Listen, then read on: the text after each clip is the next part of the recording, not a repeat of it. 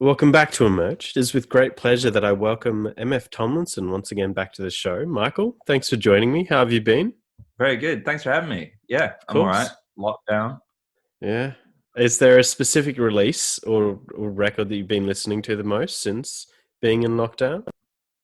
I reckon Chris Cohen's album, Chris Cohen, is still one of my firm favorites. Like, I just Okay. keep playing that. And got this Pat Cowley record called Mechanical Fantasy Box. That's really cool. He's like this sort of little known, or he's kind of like electronic producer. He's done like Okay. stuff like kind of like Mort Garson, like electronica to like high energy like club stuff. So he's got Yeah. this big range, and he's like really cool. He's like kind of a bit like Arthur Russell, like in terms of like maybe the scope of like from very sedate to kind of dancey, but just Okay. like in a later era. So he's pretty cool. I really like him. And then my friend Clementine March put out a record on Lost Map Records. Is this like record label run by this guy called Pick This Trail, and he's based on the Isle of Egg. Have you heard of that in Scotland? Yeah. But it's just, he's got this really great label, and my friend Clem put out this amazing record called The Okay. Continent, and it's brilliant. Sweet. And what And kind I of checked out the music is new that Fiona. record? I would say it's kind of like she's French, sings in French, sometimes in English. Okay. It has like a Pixies vibe, but then it's almost like Leticia Sandier fronting the Pixies. I don't Mm. know. That's like a very obvious reference that probably would Okay. make French people cringe. But it's got this really cool, like grungy, like sonic. But it's super melodic. Like the songs are just brilliant, and her Mm. voice is brilliant. It was produced by Sid Kemp, who Okay. used to be in Ulrika Space. He does this thing called Ha Ha Sounds Collective, which is this like sort of really cool new thing in London where like this big group of musicians like do these like elaborate performances of like 70s studio albums or different famous pieces. I think they didn't see. So it's got a lot of music in there. And there's Mm. another guy. Have you heard of a band called Vanishing Twin? I have not. They're on Fire Records, and there's Phil MFU is one of the guys in the band, and he played all these amazing synths on Clementine's record, and it's Okay. yeah, it's really good. So check out Clementine March, Le Continent. Oh, it's a terrible See? pronunciation. I I'll could be find it. through the old Australian filter as well. Le Continent. And yeah, that's on Spotify.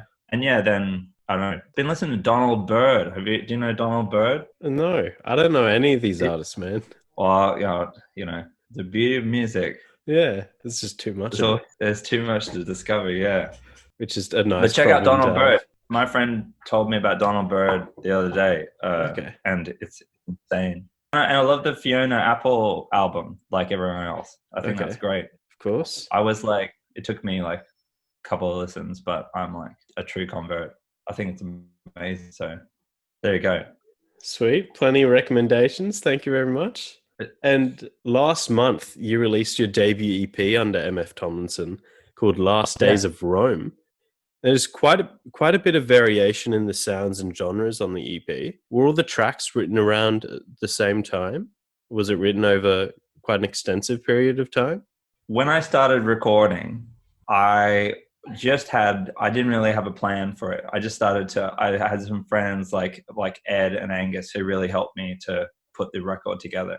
And I would just throw a song at them, and then we'd like work it up.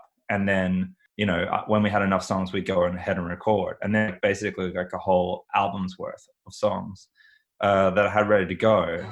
And then put out Nature Boy, and it became like sort of very clear to me that I didn't have the follow-up single to Nature Boy. Okay. So I went straight back into the studio and recorded some of nothing. Like, so that was from, putting out Nature Boy to like, that took maybe a month.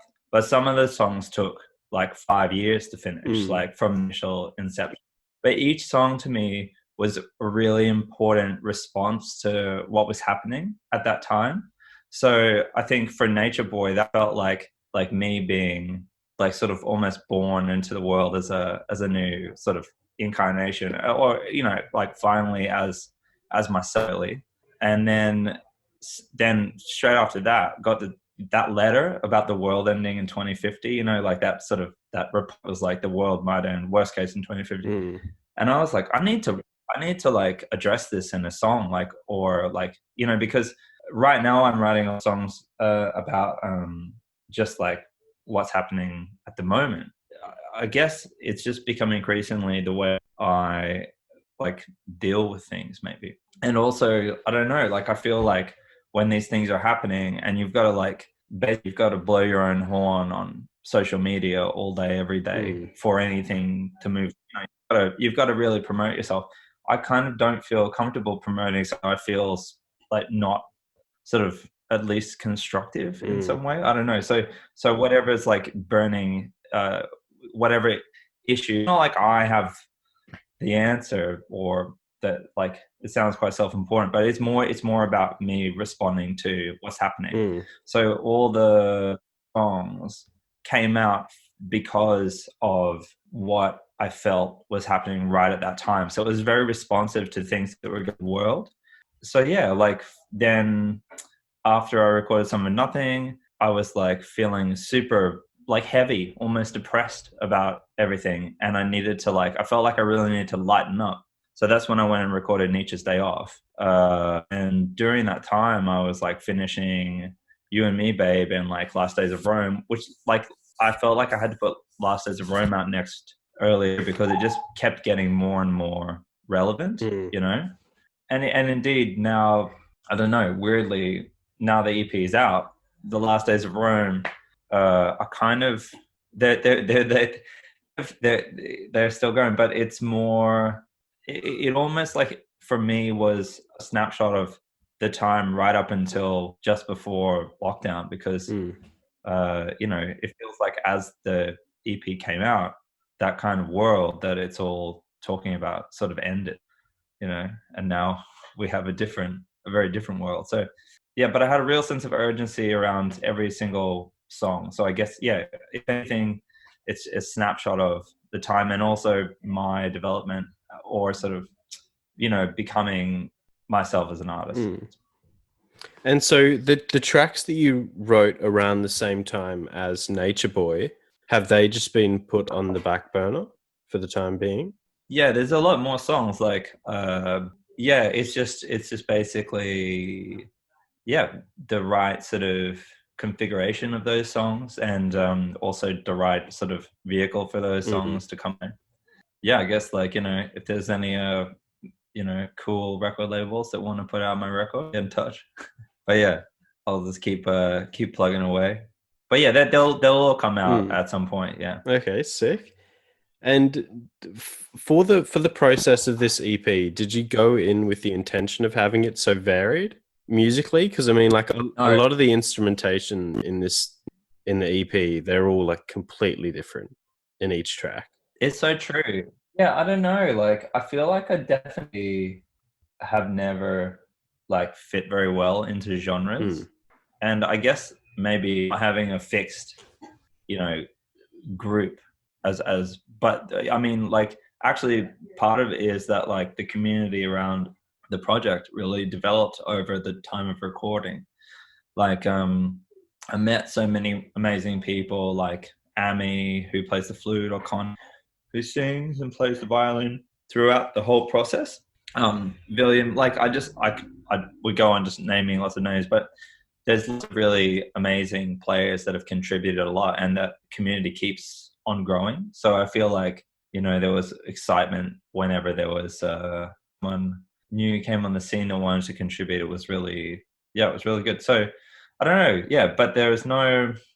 It just felt natural, I suppose, to be quite sprawling and diverse. However, I do feel that it kind of makes sense to me, and maybe with more time, more music out, it won't seem that sort of, I don't know, like all over the place. Oh, I think all the songs fit together, but they just don't sound the same. And I mean, that's a good thing. It's definitely they are quite like they really are like, and that's something that I'd never like, even with like Ragged and Ecstatic, the, you know, the Deep Climb Blue album is divergent stylistically. Like it does look like genres.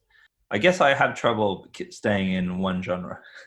Not a bad problem to have. Yeah, I don't know. I feel like it is amazing when like someone has like just a clear style that's so perfect. But actually there's this cool record called do you know the band called Spirit? I don't. Have you ever heard of Spirit? No. They have this song, The Other Song, and it's on this record called Soul of Spirit. No, sorry, Son of Spirit, sorry. Okay. My friend recommended it. But anyway, there's this song called The Other Song, and it's such an amazing song. But this song's very, very much different to the other songs on the album. So, I don't know, sometimes like the weird song that didn't sound like the other songs is the good one. So I guess I just try to like do what I think is good for the song rather than sort of like, is this the same as the other song? Fair. And how is the actual recording process for the EP? I know last time we spoke, you were very excited about working in a free and a more collaborative manner with this release. Yeah, completely. I mean, that's the sort of same spirit it's just been building from that, really. Like, really, it's a big hodgepodge because this thing that I'm on right now, my computer, is like almost it's like a collect thing. So I'll go to the studio with with my friends and really good engineer. So I've been working with some amazing engineers, and then we'll record, and then I'll put it on my computer and take it away and listen to it, and then get someone in to do an overdub or do this or that or take it to this person or so it's kind of like we recorded the EP in bits of it in LA with Sean Cook from Deep Climb Blue. We recorded a little Pluto in Brisbane with Sean as well. We recorded in my studio in Ari Sound Studios in Limehouse and Holloway, and and bits of it were in America. Like it's just like a very my friends sent saxes over from America and stuff. So it's kind of just like a big old going hodgepodge, which probably adds to the songs being able to sound so different because like they come together over like either a very time or quite a long time, but each song has had probably 2 or 3 engineers work on them, and also myself, and probably had about 5 or 6 players on them. Gee. And they're not necessarily the same. So, but yeah, I'm pretty extra. Like I'm like very definitely to a fault. I'm always searching for something. So it's pretty convoluted, but it's really fun, and it's great to have people's input. I think that really helps and lifts it so much. So that what you hear really isn't sort of it's such a big collaboration, and that's what kind of I think sort of makes it exciting for me too. When I can hear all these other performances. In fact, I probably don't even really listen to the bits that I do. I just listen to everyone else. Yeah.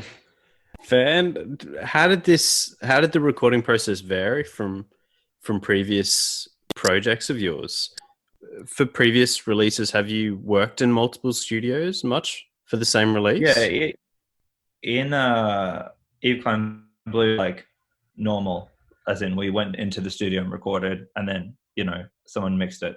And then in many things, it basically it comes down to not having any money, so if you have a good amount of money, you can go into the studio and do a record, which I would definitely I think, that's a great way to do it.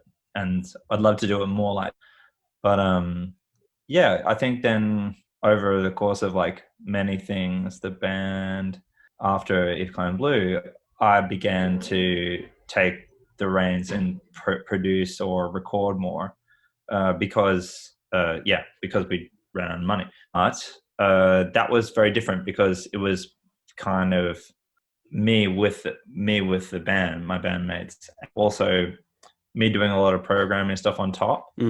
So, and of course we worked with some really great producers on that too. This is a bit more let's minimize how much like I'm doing. Like I would almost like to not play anything except sing. That would be my preference, actually. Just because I believe in people playing music together. It's kind of this like lockdown really crushed me because it was very, I had so many plans for the year and they all involved sort of being in a room with other people. All of a sudden that wasn't a possibility really. So Jeez, and so how have you been keeping sane? I've been making songs. I already had some beds which I could work up, and also there's people like home recording. So been collaborating with lots of great people, sort of from my bedroom. Okay. Yeah, hopefully gonna hear some music soon from that. Because I felt very much. I'm sure this is like a very normal thing. That like I just felt like respond to this in the form of song, because that's what I do. I'm sure there's going to be lots and lots of records like that out there. And I was like, well, this is. I think really that's given me a lot of, I don't know, a lot of pain in the isolation zone. It's very interesting for like everyone involved in music to like all of a sudden, basically, shows are cancelled, and that's for people working in the lounge, for musicians, for everyone involved in sort of like promoting. It's just like, well, your whole career is just gone, and you don't know when it's gonna come back. It's quite a big loss, really. So, and of course, like it's been wonderful, like all the live streams and stuff. It's been really, it's been really great. Like there's so much like spirit and like, but then it's like that is kind of like a shadow of what should be happening right now. So it's kind of, it's kind of tough. So anyway, so I've been making some songs. That's what gets me through. And yeah, hopefully they'll come out soon. I don't know. But yeah, how do you feel about? I mean, radio's up. Yeah. I mean, look, I can't complain at all, man. I haven't had it hard at all, to be honest. We just had to basically start doing the show on Zoom just from home, which right. has its advantages and disadvantages. Of course, have to put recording performances with bands on hold for the time being, which sucks because I don't know. I feel like we're on a bit of a hot streak. The past couple of performances we've recorded have been a couple of my favorites, but that's all right. We'll put that on hold for a bit. As long as I can keep doing this, I'm perfectly happy, to be honest. Yeah, Yeah, totally. I mean, it shouldn't. It'll only be like it will be back next year. Yeah, so, for sure. Yeah. Now about the actual name of the EP. Despite it being the name of one of the lead singles, is there another reason for the title of the EP being Last Days of Rome?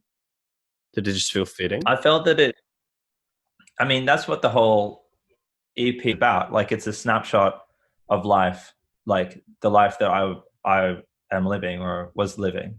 And the Last Days of Rome has like a kind of a double meaning. It can mean like a decline, but it can also mean like a sort of like a pushing the boat out, like like having like throwing a big party or something. Is like that, it's like the Last Days of Rome. So I guess what it means to me is that like when you look around, the EP's got a lot of themes about sort of like climate change and sort of like a lot of political themes and stuff, and basically it's kind of like a bit doom and gloom, but at the same time it's got, for me, it's what these songs sound, what life feels like, So Next Door is like a perfect example of like, it's almost like a bit of a theme, because even though I'm walking down the street thinking about sort of like how the world's fucked up, there's this really like sort of like this big like soul band behind me, like sort of like in my head, I'm walking down the street singing my song, I'm gonna do my stuff. And to me, that's like, so that's what it's like, that's how life feels. And even if these are the last days of Rome and sort of we're going to go back in time, the alt-right or whatever is going to win, and liberal people are going to be like, whatever, like if things shift, if it is the last days of Rome, it's still our lives. And we still feel everything, people living in the last days of Rome, we're still like carrying on, even though their city was under siege. So that's like you and me, is like sort of that we feel all these, like, that the biggest things that we feel in life aren't really governed by these like big forces that like control the world. They're just like little moments between people that are actually the most powerful things and mean the most. So I felt that Last Days of Rome captured like the huge historic time that we're living in, and also the fact that these are our days, and this is our lives. Fair. And it looks like you had a lot of fun working on that music video, and it was filmed in Sunshine Coast and in London. How was that experience? It was great, man. Like, it was very. Freddie Layden is the director on that, and I've been so lucky to work with Susie Francis and Freddie Layden on the music videos for the EP. And I'm kind of like, I was like, wow, a bit part of my sort of whole thing that I've been part of the story of the project is that some people have just appeared that have been like, hey, I will work on this with you. And I'm like, that's incredible, because they're so talented and they like are bring much to it. And sort of like the most amazing collaborative like creative relationship is like when me as a creator, or I'm kind of used to like giving 200%, like as in like pulling along, because that's what you have to do, you have to pull stuff along. But I was meeting all the people that were coming like and giving 200% back, and Freddie was one of those people. So it's just such an incredible opportunity, and to work with someone like that. And so he was like, well, my girlfriend lives in Australia, I'm going out there for Christmas, why don't we do a video out there? And then we just sort of started, like, we had a pint and we were just like talking about what we could do. And then and then he found a cameraman, Kevin, in Marsden, and then we got my friend Nanny drove us out to Condolila. It took about like 24 hours to put it together, and then we sort of spent the day filming, and then sort of he somehow sweet talked this amazing like underwater tank that we filmed in London, in like an underwater tank. Yeah, I was wondering how you filmed that. He sweet talked the guy, like, it was just like, just let us use it for a couple of hours, because the day rate was like really, really expensive, but just a couple of hours. And so, it cost nothing, but it was so like wildly ambitious. And he's such an amazing guy like that. He can just throw together stuff. So yeah, it was amazing. And I was kind of like strapped into Freddie's roller coaster of cinema. But yeah, it's amazing. And I mean, wow, now thinking about like just doing something like that now, it's like, it feels like, I don't know, just very lucky that we got to do that. So yeah, and at that time we were out in Condolila, which obviously wasn't affected by the fires, but we were in the bush, like sort of like looking out over the whole sort of the rainforest bush. And like at that time, I think that was before Christmas. So it must have been just like, yeah, like a week or so before the fires really, really got like reached that horrible peak on New Year's. So that was really profound. That was, I don't know, it just felt like very, very timely. The subject of the song, quite relevant, and I guess, yeah, and again, we're just like so lucky to be there. So yeah, it was great. Is there a specific track from the recording stage that was the toughest to complete?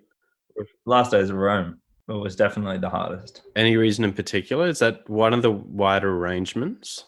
Arrangement it's very long, which is hard to keep interesting. It's very, very, very ambitious lyrically, which is a very, torture, absolute torture. It's like a funny groove. Like the beat that Ed came up with is like it's such a genius beat. Like, and for some reason, like it was just really hard to get that in the track, sounding like it did when you stood beside him at the drum kit. Okay. So it was really challenging because obviously the longer the song, the harder it is to maintain it and keep like make that extra sort of 2 minutes or whatever viable. You know, as not just being and also just the pressure to sort of get that message across. Sort of, like the more that I guess that you try to say with a tune, I guess the more careful you have to be to not be overblown or be tactless in your writing or not make it seem like it's about you, but more that it's about something that you're feeling than that you want.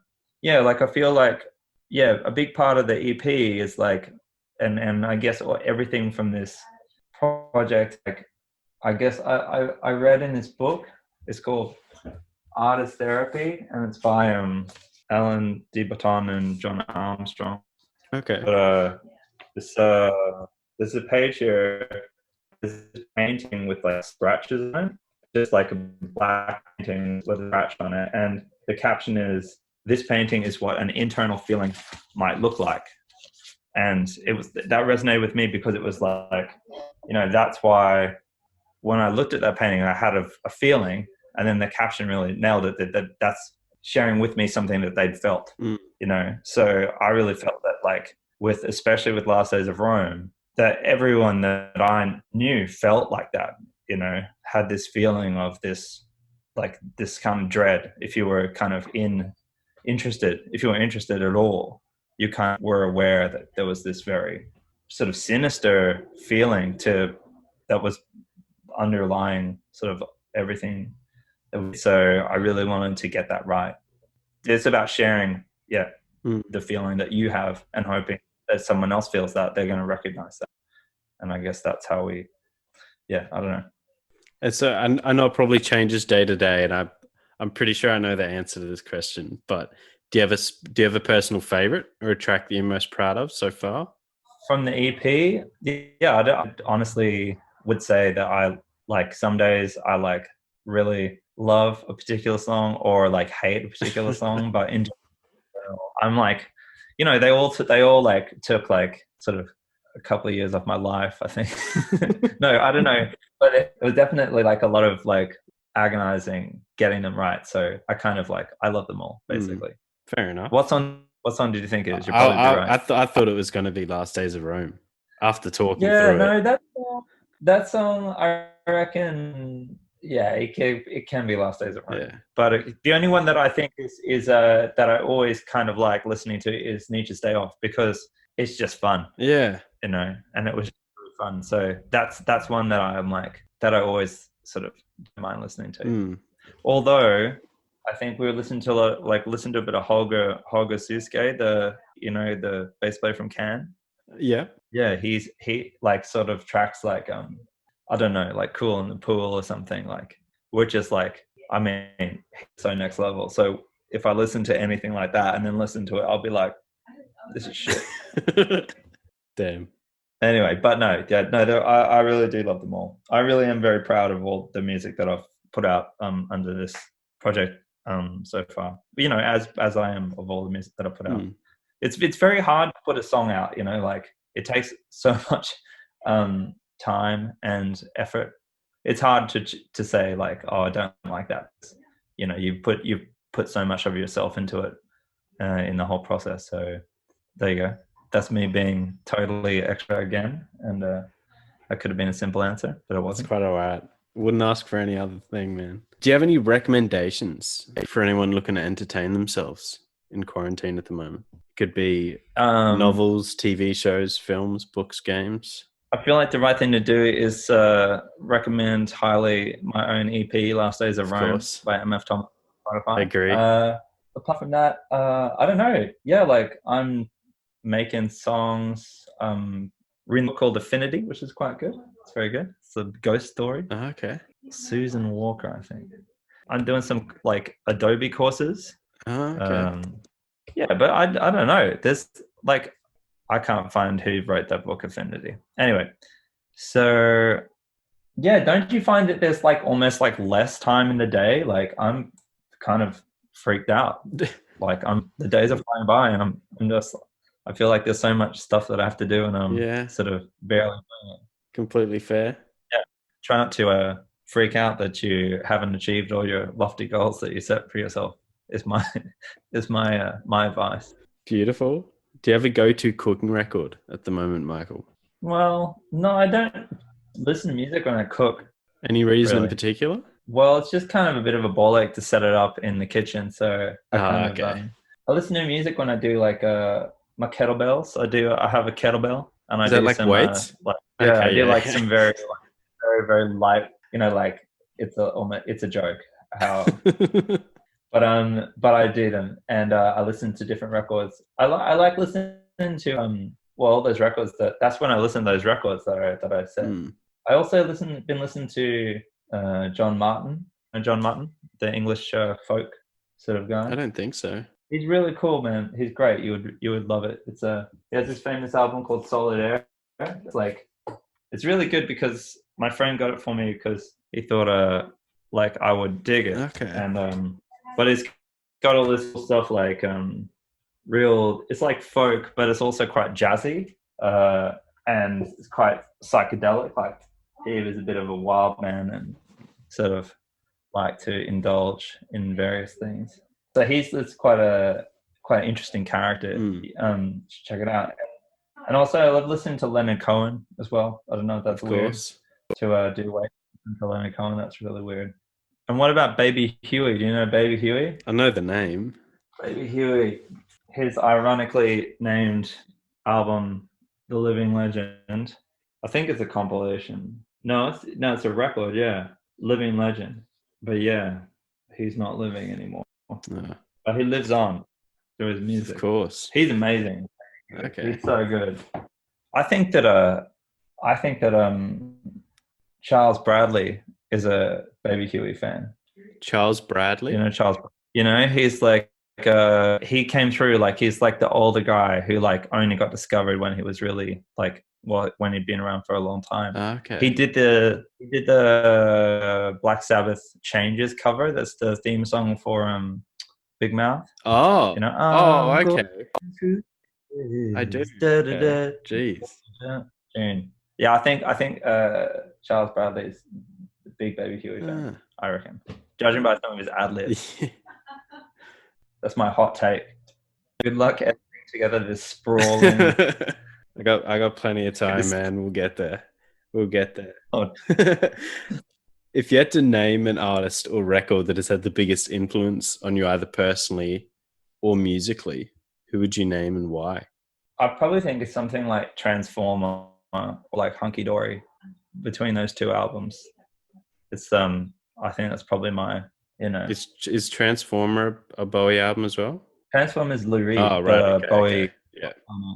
Yeah, I think that's kind of my like sort of DNA of like music that I make, because I do always like to come back to like I'm writing a song at the moment, and I just sort of thought I'll put like a sort of a Dixieland kind of band on it, and it's great because my friend Alistair, he's like this amazing trombone player, and I was like, Alistair, could you do a trombone? And I did an arrangement on the saxophone and I sent it over, and he was like, I think I can do this.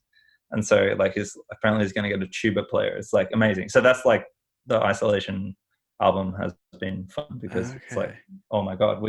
Anyway, but yeah, I think that's really something that's been very important to me my whole life. And there's obviously been lots of different things after that have informed it as well. Mm. I think Arthur Russell sort of changed me for a bit, and I don't know, lots of stuff, you keep growing. But I'd say like the earliest thing, and probably before that is like my dad always used to play like blues records. So, like Muddy Waters and stuff. Mm. I don't know. It's I think it kind of is what it is. You know, like there's these big records that sort of, you know, that influence everyone. I think like I didn't really listen to like Fleetwood Mac at all for many years until I was like maybe like 25. I didn't even listen to Fleetwood Mac at all. But then when I sort of like started listening to a bit of Fleetwood Mac, I was like, this is definitely in here. Like everything on this is already in there, you know? Like I think that was part of my in the song Boy, I'm kind of like when I started to write that song, I was like writing music with sort of, it's very collaborative, but it was like I was deciding where I wanted to go, like, and being like, I've got this idea, you know, what do you think? As opposed to writing within a set group of people where the ideas would generate from the group. And it was also me being like, I don't really care if anyone listens to this music, because I'm just going to make some music that, like, I'm not going to think about the after this. I'm just going to make some music now. And I started to make like this kind of like 70s music. And I was like, why is it my most authentic response to make music that sounds like it's from the 70s, or that like is heavily inspired by the 70s? And, you know, like, I think that was one of the things I was like sort of talking about in Nature Boy, was like the canon. Like, it's like this notion of canon and this like idea of a culture that we're like drawing from, you know, and what's in it. There's quite an interesting book by Simon Reynolds called Retromania, which is really, really good. Okay. But he's quite down on it. But I don't think that's fair, because like, you know, like if you think about like folk music, right? Like people would like play the same song and teach each other the same song and play that song for like 200 years or more. Like songs would survive from very, very long ago, and other songs would be new, you know. And now it's like within the advent of recorded music, it's like you've got like something that happened in the 60s, and then you've got something that's happened in 2020. That's such a short period of time. And music has traveled, like music didn't change that much for so long.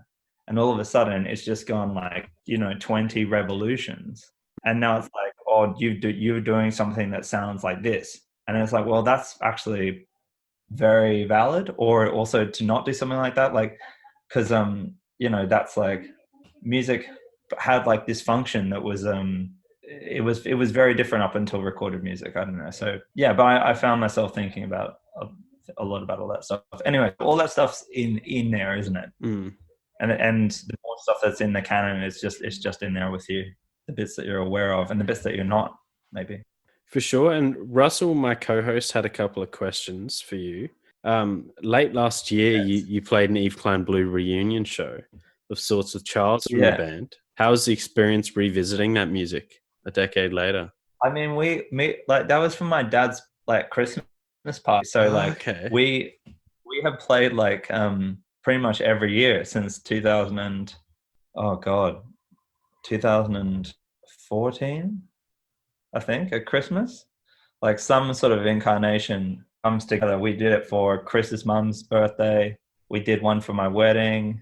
I mean, Sean wasn't. The only thing is Sean's never there because he's often in LA at Christmas. But even then, I'm sort of like, I would like to go visit Sean every year. I was going to go visit him right before the lockdown. Yeah, we always do music, and sort of like, I say always, but it's very common for us to get together and to play those songs.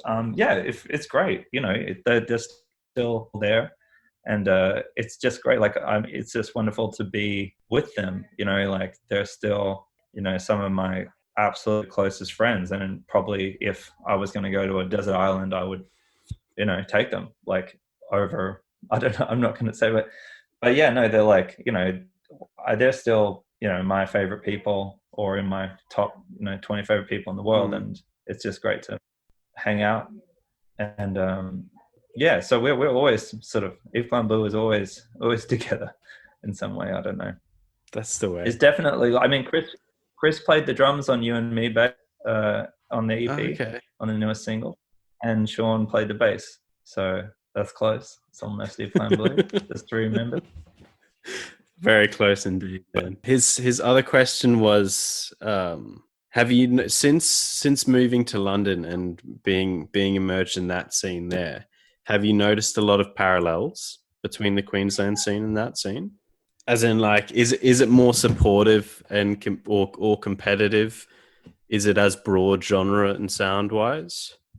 I think there's definitely like a broader like range of music that like I lived here for almost like 10 years now. So like when I left Australia, compared to like what it's like now, I couldn't really say, to be honest, like, except that I will say that like I definitely often have moments where I'm like, why the hell did I move here? Because I remember going back to Brisbane in 2000, I don't know, ages ago. And there was a gig at Train Spotters, and it was, I think it was Teen Sensations and Baba Ganoush or something. And I just like was like, this is awesome. And like, yeah, like there was somehow like, I don't know, like when E Fine Blue was first about, there was like, it was a great scene. There was lots of wonderful bands and we were friends, but it wasn't like how amazingly supportive that scene was sort of right, you know, when there was, you know, all the Jeremy Neal related projects and sort of Baba Ganoush and Hatchie and, you know, like all that kind of stuff. I mean, like, you know, we were really friends with like Rocket Smiths and John Still Singers and, you know, the DZ guys and like the Cars and like all, you know, there was lots of friends bands, but it was like another level of community. And I don't think that there is that kind of like that level of community in London. I think it's harder when, you know, the cost of living and the pace of life it can make things kind of like there's just a lot. It's just a lot, but it's probably a lot in Brisbane too. I don't know, but yeah, I think the advantage of moving to London has been for me purely like my own personal growth. Like I just felt like more at liberty to kind of grow in any direction that I wanted to. And I think that's one thing that this big cities like London have everything, like because there's so many people living in the city, there is definitely someone out there who kind of is interested in doing what you're doing. You know what I mean? Yeah. So that's one thing that's very advantageous is that like within the sort of quite crazy lifestyle that you sort of have to keep up with, you can sort of explore the avenues that you want to. So I do think I'd be making different music if I was in Brisbane or in Australia, just because I think that you're very much sort of, it's a one-off thing. Like it's like you're you, and then you meet some other people that are just them, and then you have an exchange that is just that. Like, but I do think that yeah, like I wouldn't really know as I haven't lived in Brisbane for 10 years, except that I'm honestly very sort of envious of how cool the Brisbane scene is. Like not envious, but like thinking, wow, just be envious, why I moved to London? Yeah, no, seriously though, it's amazing. It is pretty ridiculous, man. It's quite the good mix, and it's pretty close knit for the most part as well, which is really nice. Especially Well, since quarantine and all that, seems like everyone's been sticking together, which is of course very nice to see. well, that's wonderful. And what else can we expect from MF Tomlinson in the not too distant future? Well, yeah, I'm trying to put together like an album and like hopefully do a pressing and like sort of try to give a big portion of that to sort of COVID-19 charities sort of things, because the world is just going to be really messed up for quite a long time. So yeah, so I'm trying to like sort of, I was trying to think of a way I could just like get out, like sort of do something for me, and then see if that could also be something that could help as well. We'll see about that, but I definitely have a bunch of new songs that I'll be sharing if they don't suck. But I think they don't suck. I think they're good. Yeah, always here for a second ear, man. If you ever need one. Sure, absolutely. So, is it very much still in pre-production stage? All these new tracks?